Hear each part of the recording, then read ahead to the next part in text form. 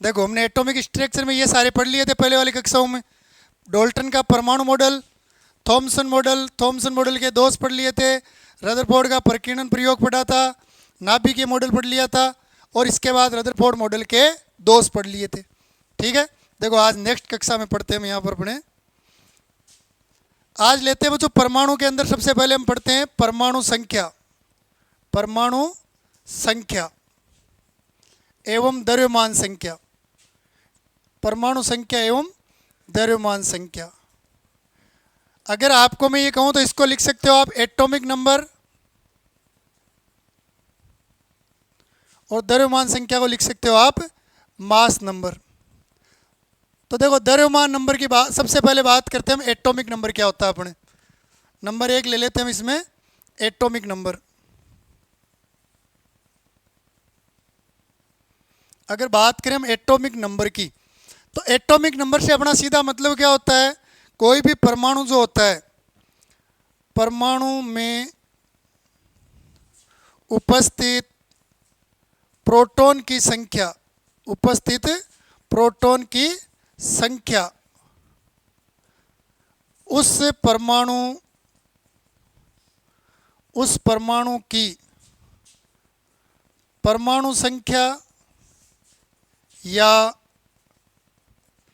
परमाणु क्रमांक, परमाणु संख्या या परमाणु क्रमांक कहलाता है, जिसे जेड से दर्शाते हैं या रिप्रेजेंट करते हैं। तो देखो तो किसी भी परमाणु का परमाणु संख्या, एटॉमिक नंबर क्या है, उस परमाणु में उपस्थित प्रोटॉन की संख्या। और प्रोटॉन और न्यूट्रॉन कहाँ रहते हैं, नाभिक में।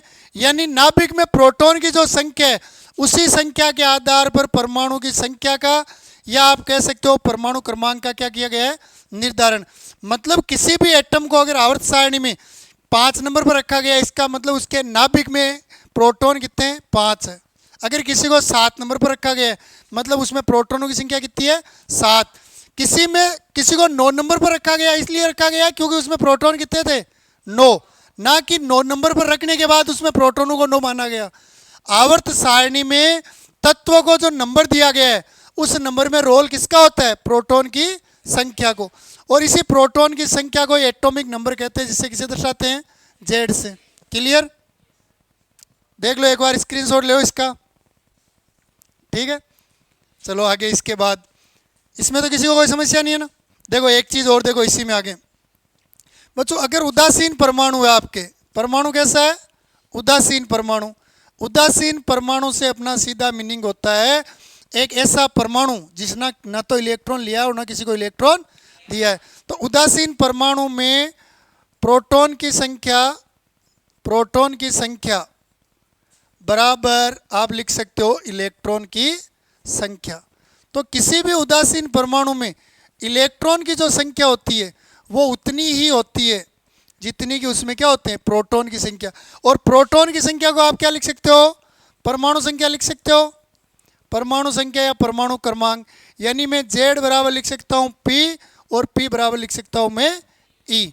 तो यह आपके किसी भी उदासीन परमाणु में प्रोटॉन, इलेक्ट्रॉन और उसका परमाणु क्रमांक हमेशा क्या होता है, इक्वल।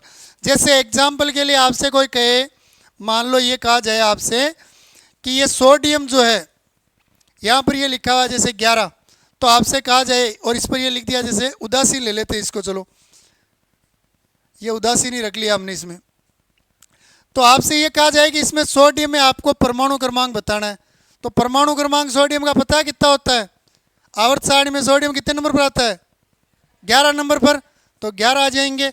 और देखो परमाणु क्रमांक उतने ही होते हैं जितने उसमें क्या होते हैं, प्रोटॉन।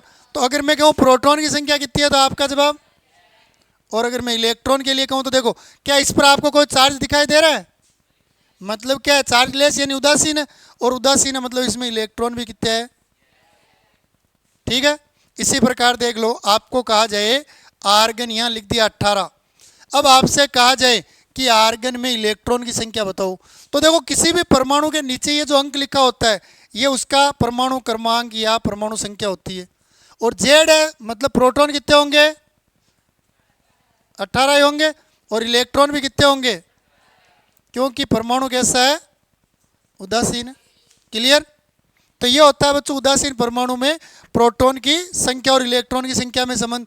अगर मान लो आपके कोई आयन है, आयन में आपको इलेक्ट्रॉन की संख्या निकालनी है, आयन में इलेक्ट्रॉन की संख्या। अब आपको अगर किसी भी आयन में इलेक्ट्रॉन की संख्या निकालनी है तो आपको डायरेक्ट लिखना क्या है, परमाणु क्रमांक या परमाणु संख्या। परमाणु संख्या जिसको आप किससे दर्शाते हो, जेड से, माइनस लिख के आपको कोष्टक में लिखना है आवेश। माइनस कोष्टक में क्या लिखना है, आवेश। इलेक्ट्रॉन की संख्या, किसी भी आयन में आपको इलेक्ट्रॉन की संख्या निकालनी है तो उसमें आपको परमाणु संख्या माइनस कोष्टक में आवेश लिखना है। जैसे देखो एग्जाम्पल के लिए लेते हैं हम, ये अपने पास एग्जाम्पल दिया हुआ है। जैसे आपको ये दे दिया यहाँ पर N3 माइनस, यहाँ पर लिखा हुआ है 7। देखो ये 7 जो है वो किसको रिप्रेजेंट कर रहा है, परमाणु संख्या को। और अब यहाँ पर देखो अपने को आवेश दिखाई दे रहा है, इलेक्ट्रॉन की संख्या निकालनी है तो इलेक्ट्रॉन की संख्या के लिए देखो अपना फॉर्मूला लगा दो आप, जेड। जेड का मान कितना है, माइनस आवेश। आवेश कितना दिखाई दे रहा है, कैसा दिखाई दे रहा है, -3। तो ये -3 सोल्व कर लो तो 7, 3 और 3, ये माइनस से माइनस प्लस हो जाएगा तो इसमें कितने आ जाएंगे, 10 इलेक्ट्रॉन आ जाएंगे। क्लियर, समझ में आ रहा है ना। इसी प्रकार देखो ये दिया हुआ जैसे अपने पास Mg2+, आपसे इसमें इलेक्ट्रॉन की संख्या निकालनी है। Mg2+ में आपको क्या निकालनी है, इलेक्ट्रॉन की संख्या।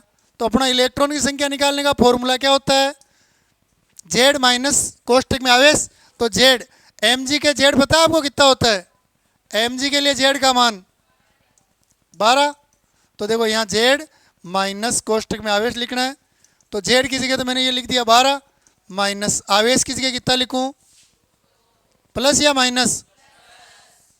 तो देखो ये अपने पास क्या आ जाएगा, 10 इलेक्ट्रॉन आ जाएंगे। तो इस प्रकार आप किसी भी उदासीन परमाणु में इलेक्ट्रॉन की संख्या निकाल सकते हो। और अगर आपके उदासीन परमाणु है तो आप इलेक्ट्रॉन की संख्या ऐसे निकाल सकते हो। और बात करें परमाणु संख्या या आपके परमाणु क्रमांक क्या है, तो परमाणु में उपस्थित प्रोटॉनों की संख्या को ही उस परमाणु की परमाणु संख्या या परमाणु क्रमांक कहा जाता है या कहलाता है, जिसे किससे दर्शाते हैं, जेड से। क्लियर।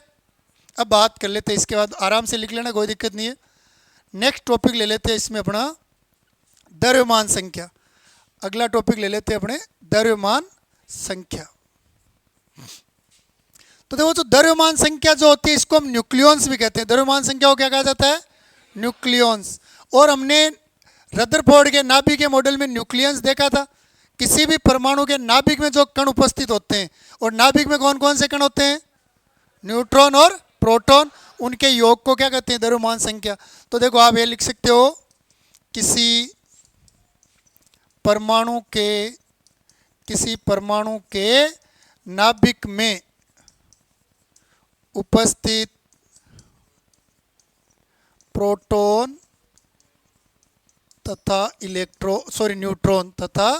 न्यूट्रॉन की संख्याओं का कुल योग, संख्या का कुल योग उस परमाणु की द्रव्यमान संख्या कहलाती है। उस परमाणु की द्रव्यमान संख्या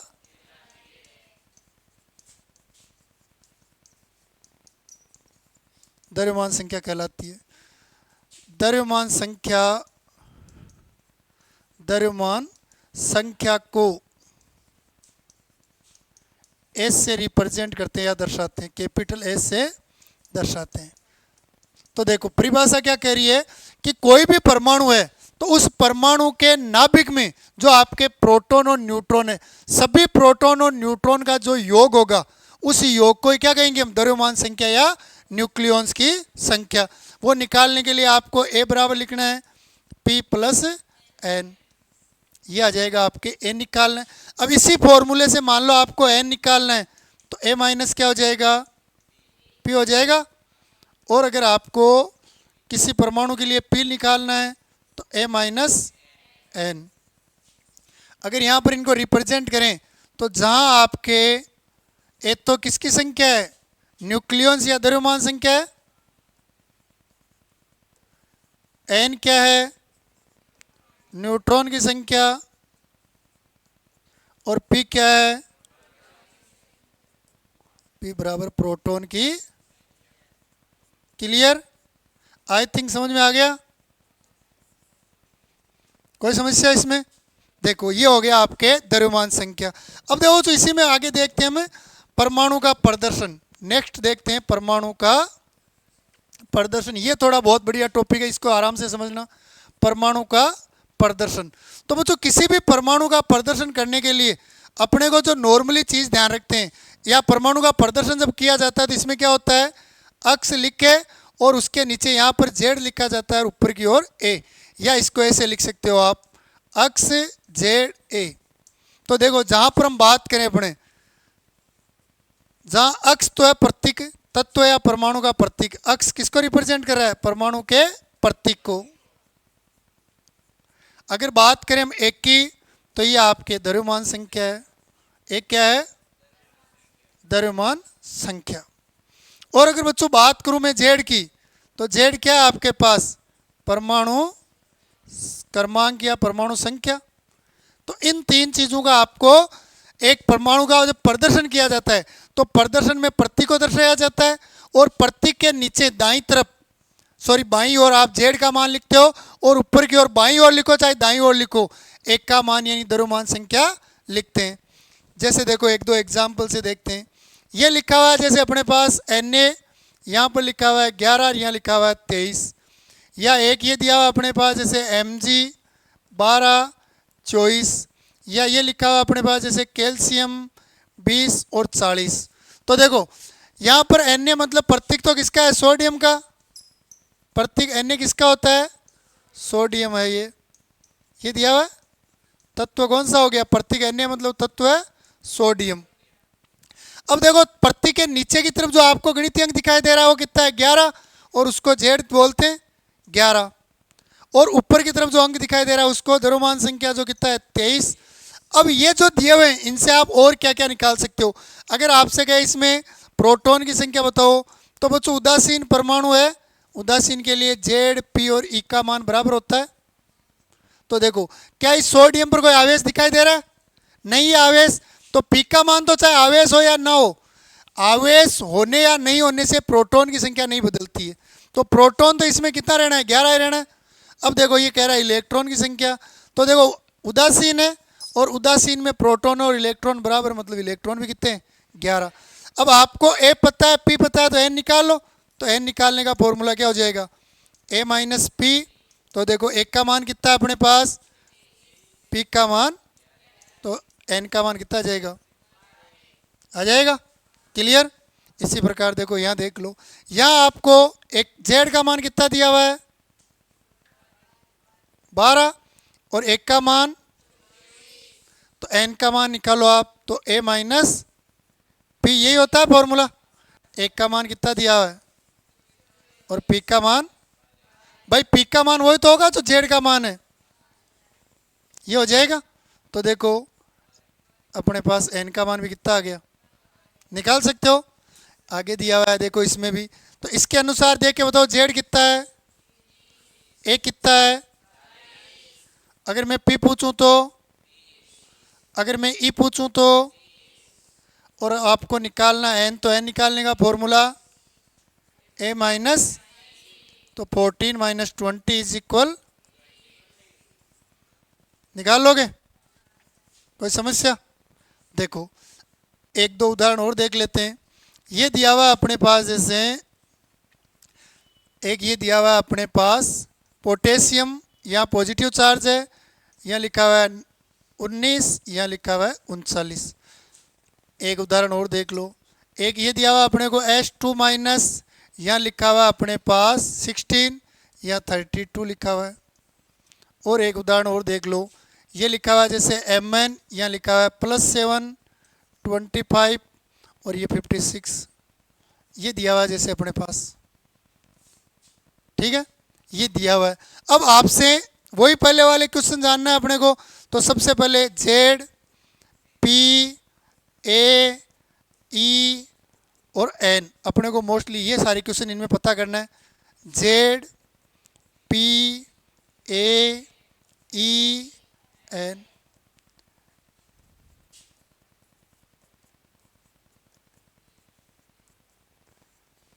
और इसमें एन निकालने के लिए ए माइनस पी करेंगे हम, ए माइनस पी। तो देखो सबसे पहले आपको जो प्रतीक दिया हुआ उसके नीचे की तरफ जो अंक दिया हुआ है वो उसका परमाणु क्रमांक होता है। तो ये हो गया आपके 19, और जितना परमाणु क्रमांक होता है प्रोटॉनों की संख्या उतनी ही, तो ये 19 यहाँ जाएगा। ए प्रतीक में जो ऊपर की ओर अंक दिया हुआ है,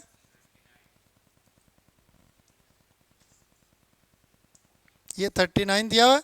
अब आपको निकालना है इलेक्ट्रॉन। तो देखो अगर आवेश आ गया यानी आयन है, आयन के लिए इलेक्ट्रॉन निकालना है, तो जेड माइनस कोष्टक में आवेश, ये फॉर्मूला लगाएंगे, सोल्व कर लेते हैं। तो देखो अपने पास जेड का मान दिया हुआ है 19, माइनस कोष्टक में लिख दो आप +1, तो 19 - 1 इज इक्वल 18 इलेक्ट्रॉन। अब आपको इसके बाद निकालना है एन। तो एक का मान आपको दिखाई दे रहा है 39, पी का मान भी दिखाई दे रहा है 19, तो एन का मान क्या आ जाएगा 20 आ जाएगा। क्लियर। यहाँ देखो आप जेड का मान दिया हुआ है 16, तो पी का मान भी कितना हो जाएगा, एक का मान। अब इसमें आपको इलेक्ट्रॉन निकालना है, आवेशित है, तो देखो 16 माइनस कोष्टक में -2, तो सोल्व कर दो, तो 16 + 2 = 18 इलेक्ट्रॉन। आपको एन निकालना है, एन क्या है यहाँ पर, न्यूट्रॉन। तो एक का मान कितना दिया हुआ है, माइनस पी का मान, तो इज इक्वल। क्लियर, कोई डाउट। यहाँ देख लो, इसके लिए जेड का मान कितना दिया हुआ है 25, तो पी का मान 25 भी, एक का मान, तो एन का मान निकाल लें। तो क्या करेंगे, 56 में से किसको घटाओगे, 25 को, कितना आ जाएगा 31। अब आपको निकालनी है इलेक्ट्रॉन की संख्या। तो देखो इलेक्ट्रॉन की संख्या निकालनी है और आवेश है, तो जेड माइनस आवेश। तो जेड का मान कितना दिया हुआ है 25 माइनस आवेश +7, तो 25 - 7 इज इक्वल आ जाएंगे आपके 18 इलेक्ट्रॉन।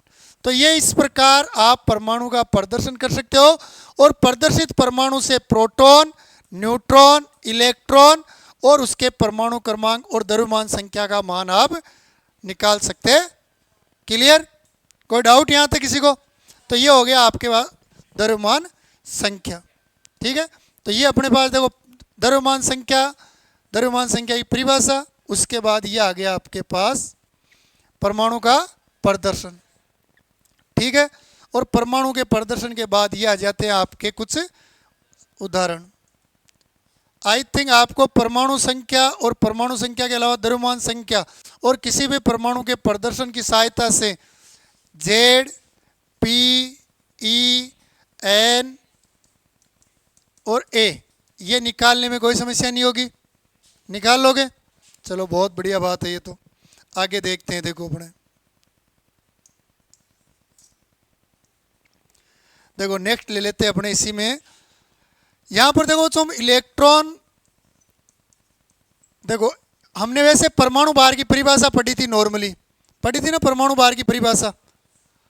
हमने पढ़ा था कि किसी भी परमाणु के परमाणु भार का तात्पर्य क्या है कि वो कार्बन के या कार्बन 12 के 1/12 भाग से कितने गुना भारी होता। लेकिन बच्चों देखो यहाँ पर परमाणु भार समस्थानिक का निकालेंगे, तो हम पढ़ते हैं सबसे पहले समस्थानिक। अगला टॉपिक लेते हैं हम समस्थानिक। इंग्लिश में कहें तो आइसोटोप्स, आइसोटोप्स। तो देखो समस्थानिक से अपना मतलब क्या है, देखो ये नाम को देखो, समस्थानिक यानी समान स्थान वाले, समान स्थान वाले।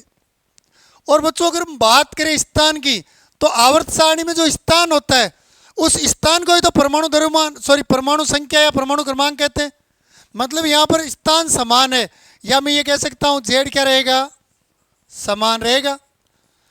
मतलब समस्थानिक उन तत्वों को कहेंगे जिनके लिए जेड का मान तो क्या हो, समान, और एक का मान क्या हो, असमान या भिन्न भिन्न।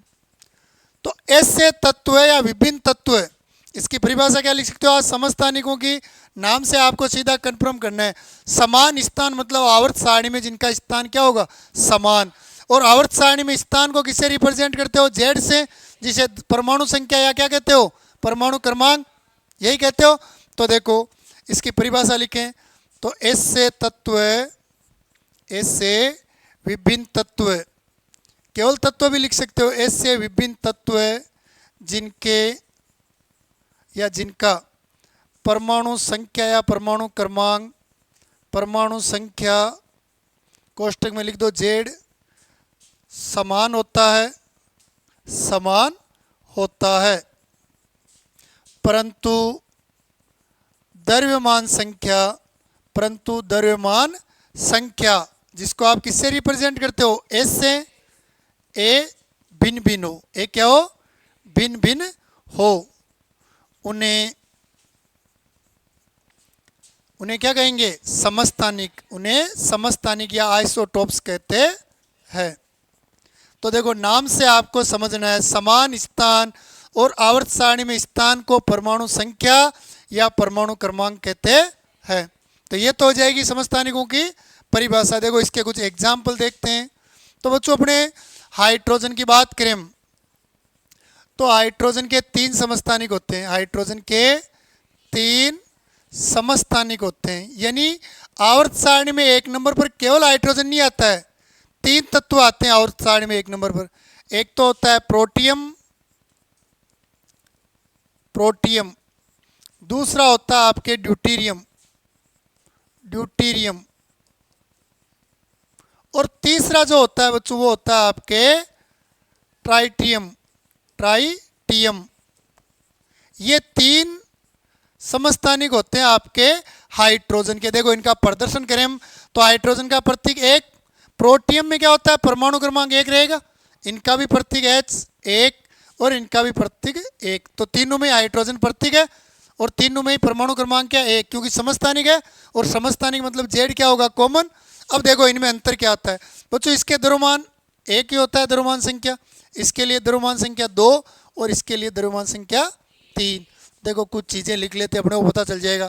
तीनों के लिए जेड का मान लिखते हैं हम, तीनों के लिए क्या लिखते हैं? जेड का मान, और तीनों के लिए ही 1 का मान लिखते हैं हम। तो देखो अपने को यहाँ पर किसी भी पदार्थ में आपको जेड का मान देखना है दीपेश, तो इधर देख डायरेक्ट आप, तो आपको मान जो देखना है वो परमाणु क्रमांक में देखना है। तो यहाँ पर देखो नीचे जो अंक दिखाई दे रहा है वो लिखना है। तो ये 1 का मान तो ऊपर देखना है, यहाँ पर देखो 2 और इसमें और 3। क्लियर? तो देखो इनमें आपको कॉमन क्या दिखाई रहा है? 1 कॉमन दिखाई दे रहा है, और परिभाषा में यही लिखा था हमने। देखो परिभाषा क्या कह रही है? ऐसे विभिन्न तत्व है जिनका परमाणु संख्या यानी जेड क्या हो? समान हो, परंतु द्रव्यमान संख्या 1 क्या हो? भिन्न भिन्न।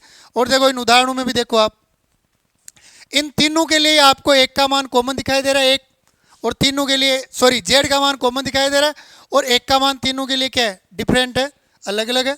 मतलब ये क्या है? समस्थानिक अर्थात आइसोटोप। क्लियर? इसी प्रकार 1-2 उदाहरण और देख लो अपने समस्थानिकों के लिए। बच्चों कार्बन जो होता है, कार्बन के भी समस्थानिक पाए जाते हैं। प्रकृति में कार्बन जो होता है एक तो ये पाया जाता है और एक कार्बन आपके ये पाया जाता है, ये 2 कार्बन पाए जाते हैं। तो देखो इनके लिए सबसे पहले जेड का मान लिख लेते हैं, फिर 1 का मान, दोनों के लिए जेड और 1 का मान लिखें हम। तो इसमें बताओ जेड का मान कितना है? 6, और इसमें और 1 का मान और 1 का मान। अब आपसे कोई पूछे कि द्रव्यमान संख्या तो भिन्न होती है, समस्थानिकों में द्रव्यमान संख्या क्या होती है? डिफरेंस रखती है। द्रव्यमान संख्या के अलावा आपसे कोई ये पूछ ले और कौन सी संख्या में अंतर पाया जाता है, तो किसमें पाया जाता है अंतर? समस्थानिक जो होते हैं उनमें द्रव्यमान संख्या के अलावा किस संख्या में अंतर होता है? बताओ। परमाणु क्रमांक या परमाणु संख्या तो समान है, इसीलिए तो उनको समस्थानिक कह रहे हो आप। देखो इनके लिए एन निकालो आप, दोनों के लिए a माइनस पी, एन बराबर a माइनस पी। तो देखो n का मान, तो ये 12 माइनस 6 करो 6, यहाँ पर 13 माइनस 6 करो 7। मतलब आप ये कह सकते हो कि समस्थानिक जो होते हैं उनमें प्रोटॉन की संख्या तो समान होती है, परंतु न्यूट्रॉनों की संख्या क्या होती है, भिन्न भिन्न, उन्हें कहते हैं समस्थानिक। क्लियर। अब बच्चों बात कर लेते हैं औसत परमाणु भार की। औसत परमाणु भार। और बच्चों औसत परमाणु भार निकाला जाता है समस्थानिकों के लिए। औसत परमाणु भार किनका निकालते हैं, समस्थानिक।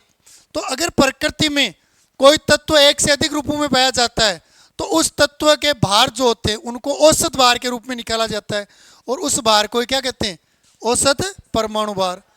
तो समस्थानिकों के परमाणु भार तथा प्रतिशत मात्रा या प्रतिशत मात्रा के गुणनफल के योगों के औसत को परमाणु का औसत परमाणु भार कहते हैं। औसत परमाणु भार कहते हैं।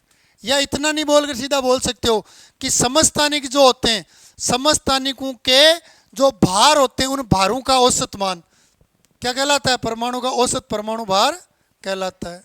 औसत परमाणु भार कहलाता है।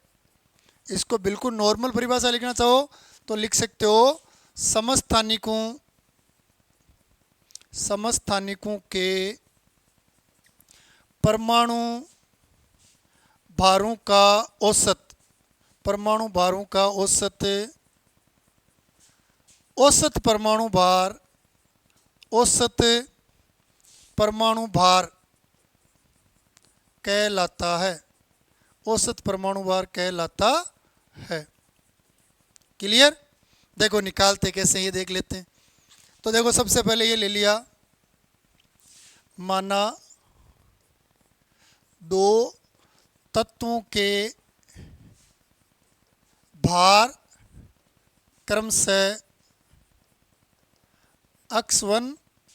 भार को x1 से नहीं दर्शाते हैं, भार को हम वेट से दर्शाते हैं।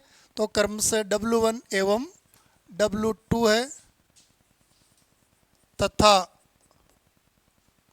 तथा इनकी प्रतिशतता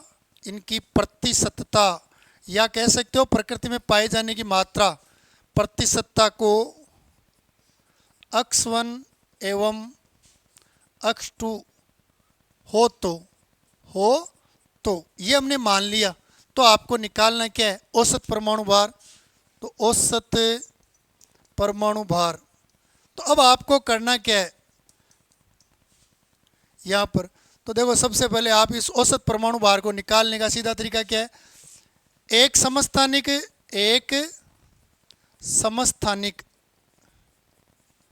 का भार इंटू समस्थानिक की प्रतिशत मात्रा। समस्थानिक, चलो इसको इरेज करके वापस लिख देता हूँ यहाँ इधर से। आपको निकालना है औसत परमाणु भार, औसत परमाणु भार। तो देखो एक समस्थानिक का भार इंटू ले लेते हैं समस्थानिक की प्रतिशतता, समस्थानिक की प्रतिशतता ये आ जाएगी, प्लस दूसरे समस्थानिक का भार इंटू प्रतिशतता आ जाएगी दूसरे वाले की। ठीक है। बट्टे में क्या आ जाएगी, एक समस्थानिक की प्रतिशतता प्लस दूसरे